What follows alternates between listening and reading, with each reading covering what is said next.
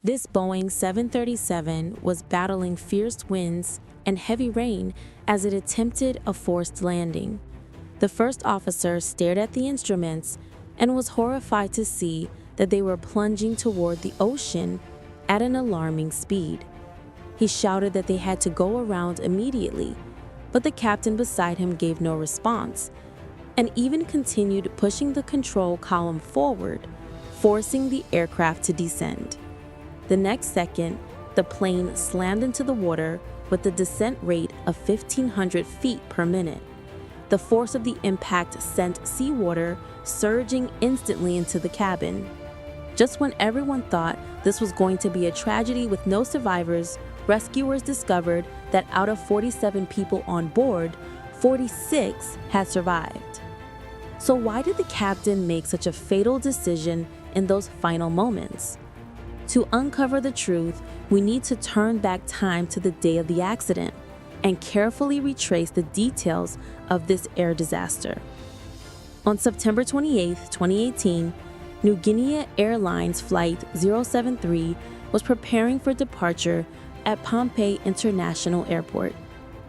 Its route was to Port Moresby's Jackson's International Airport, with a short stopover at Chuuk Lagoon.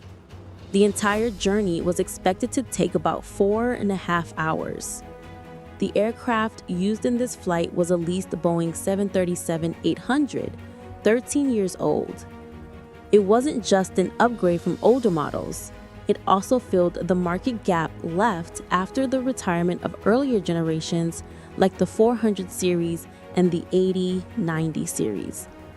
The captain for this flight was a 52-year-old Papua New Guinean with over 19,000 flight hours. The first officer was a 35-year-old Australian with more than 4,600 hours. On board were 35 passengers and 12 crew members. It's important to note that because the aircraft belonged to Iceland Air, the leasing agreement required a flight engineer from the lessor to be present on any international flight segment. That day, he was seated in the rear jump seat. Out of personal interest, the flight engineer recorded the entire takeoff and landing of Flight 073, footage that later became crucial evidence in the investigation. Once preparations were completed, the captain pushed the throttles forward and the aircraft began accelerating down the runway. After reaching decision speed, the nose lifted smoothly into the air. They expected about 1 hour of flight before arriving at Chuuk International Airport.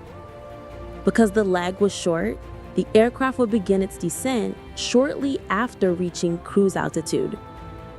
To obtain precise landing data, the first officer opens an application called the Operational Performance Tool on the electronic flight bag.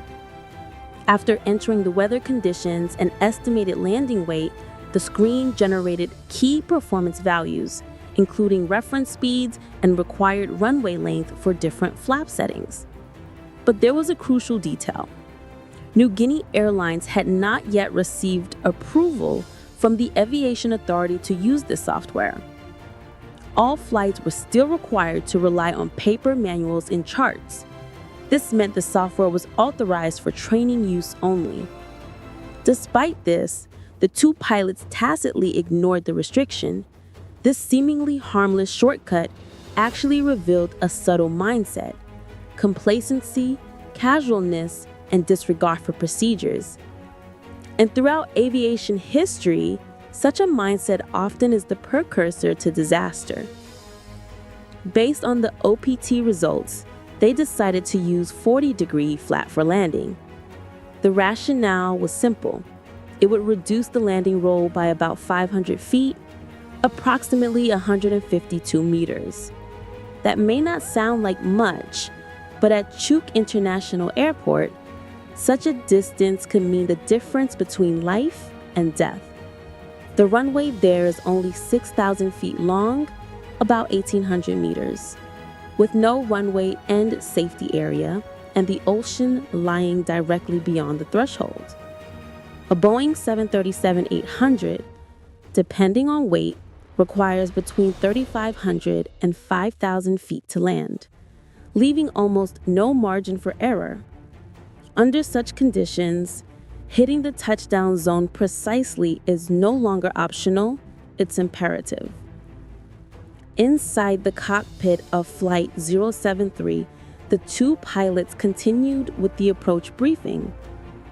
The first officer displayed the approach chart for runway 4 at Chuk. After passing the first 3 fixes, they were to maintain 2,500 feet, with the final altitude constraint serving as the go-around decision height. Minimum descent altitude of 420 feet. If they did not have visual contact with the runway at that point, they were required to execute a go-around. Additionally, the destination airport did not have an official glide slope signal, which meant the final approach had to be flown manually.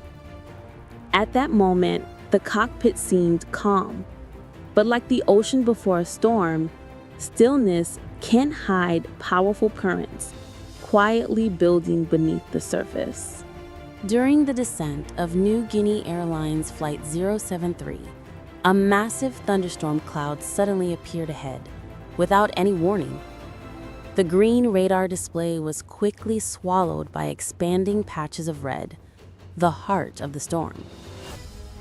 Raindrops slammed against the windshield, sheets of water sliding down the glass, reducing visibility to almost nothing.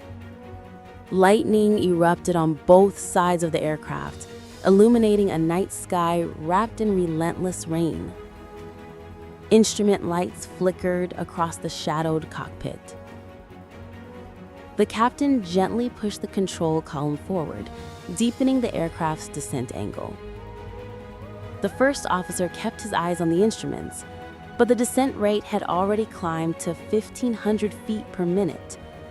A sudden automated warning burst through the cockpit, the system's final alert. But the captain gave no reply. He simply stared through the blurred windshield. In that moment, everyone's fate hinged on a single number: the rate at which the aircraft was falling. 35 minutes earlier, Flight 073 had just taken off from Pohnpei International Airport. It was a typical tropical morning, sunlight hidden behind thick clouds, the sea below reflecting a silver-gray glow. As the aircraft began its descent, the first officer requested the latest weather from Chuchu International Airport.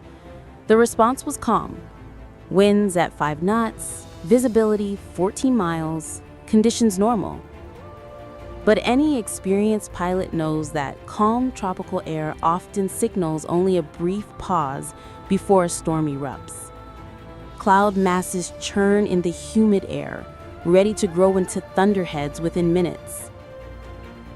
Descending through 8,000 feet, the first officer switched to Chuchu's common frequency. The island has no control tower. All approaches rely on pilots broadcasting their own positions to maintain separation. By the time they neared the FEFIT waypoint, the aircraft had reached 4,000 feet. The captain began the standard go-around briefing, but abruptly stopped halfway. The first officer glanced at him, yet asked no questions. At 9:20 a.m. local time, the aircraft passed through 2,300 feet and aligned with runway 04. Seconds later, the first officer broke the quiet. There's localized rainfall ahead. Red blotches had begun appearing on the radar, the signature of the thunderstorm core. The captain glanced at the screen, expression unchanged. "This cloud will pass soon," he replied casually, and continued the descent. Then added, "I'll just follow the PAPI lights down." PAPI, the Precision Approach Path Indicator, is made up of 4 bright lights. 2 white and 2 red mean the aircraft is on the correct glide path. 4 white means too high. 4 red means dangerously low. Through the shifting rain, the PAPI lights flickered faintly. The captain called for flaps 40. The first officer read the landing checklist. The automated voice announced 1,000. Everything appeared normal. But at 600 feet, the captain noticed they were slightly above the glide path, and they had reached the decision altitude. He nudged the control column forward, trying to regain the proper descent profile. The next second, the rain intensified violently. They had entered the heart of the thunderstorm. Raindrops hammered the fuselage like crashing surf.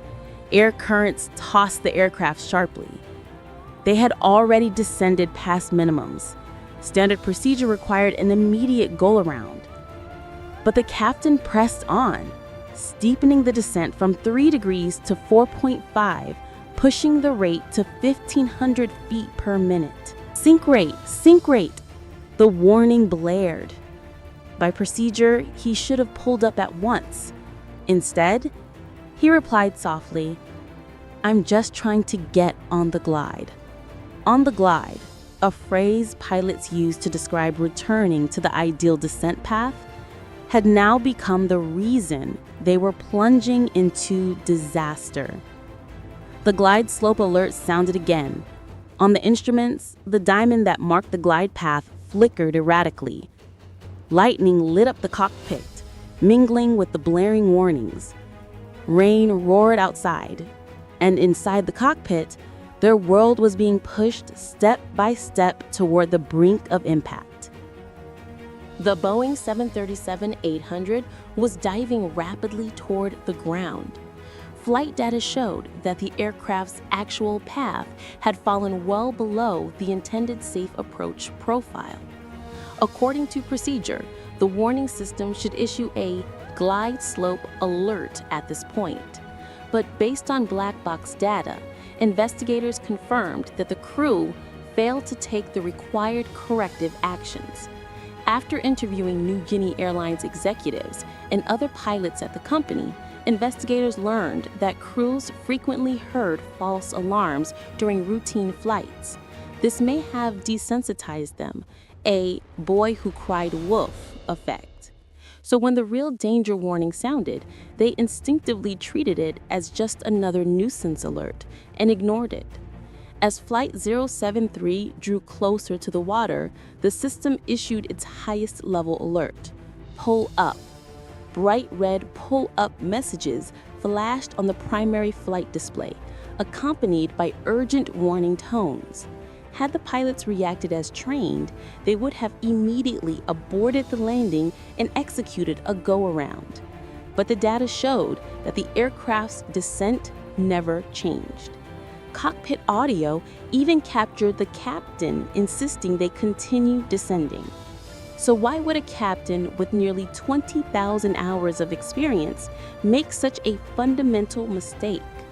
He had fallen into tunnel vision, completely fixated on one goal: landing. Every other piece of information was filtered out of his awareness. At decision altitude, the first officer anxiously asked the captain whether he had the runway in sight. The captain replied firmly that he did, but from the first officer's perspective, there was only heavy rain and thick cloud. Seconds later, terrain and pull-up warnings sounded again. Terrified, the first officer repeated, "We're too low, we're too low," but it was already too late. 2 seconds later, Niugini Airlines Flight 073 crashed into Chuuk Lagoon with a violent impact. The aircraft, still being pushed forward by momentum, skidded through the water for several hundred meters, yawing more than 90 degrees to the right before finally coming to rest about 140 meters short of the runway threshold. Chuuk International Airport had no official water rescue capability, but a pair of U.S. Navy divers had witnessed the crash, and many local residents rushed out in their own boats. When the Navy divers arrived, the exit above the right wing had just been opened. They climbed onto the partially submerged wing to help the evacuation. Fortunately, within minutes, it appeared that all crew members had already exited the aircraft. The divers entered the cabin and confirmed no one was left behind. Chuuk International Airport had no designated assembly point, and transporting the injured to local clinics was chaotic at best. For hours, officials believed all 47 people on board had survived. News outlets around the world repeated that figure. But during the final head count that night, officials received grim news. One Indonesian passenger, seated in row 23, was missing. His body was not found until 3 days later, still inside the cabin. Meanwhile, investigators began their work. The maintenance engineer sitting in the jump seat had recorded the entire approach and crash from 3,000 feet down to impact. Combined with cockpit audio, the evidence revealed that the pilots ignored 13 glide slope warnings before the crash, dismissed as false alarms, as mentioned earlier. They also discussed non-flight related topics during approach, a violation of the sterile cockpit rule. But why did this Boeing 737 produce these so-called false alarms? The aircraft was equipped with an integrated enhanced navigation system, LENS. It can generate a virtual glide path in places without a real one, triggering glide slope warnings during approach. Crucially, this aircraft was the only one in the airline's fleet equipped with LENS, and the pilots had never received proper training for it. 2 years earlier, airline leadership had ordered LENS to be removed to standardize the fleet, but for unknown reasons, the modification was never carried out. On top of that, the captain's tunnel vision made him focus solely on landing. When he lost visual contact with the runway, he did not look down at the instruments, losing situational awareness. The first officer fell into the same trap. In the end, investigators concluded that both pilots bore primary responsibility for the crash. The airline also shared a part of the blame. They recommended stricter crew training and improved responses to terrain and glide warnings. And that brings us to the end of this story. As always, may every commercial flight land safely, and may every traveler return home unharmed. Thank you for watching. See you in the next video.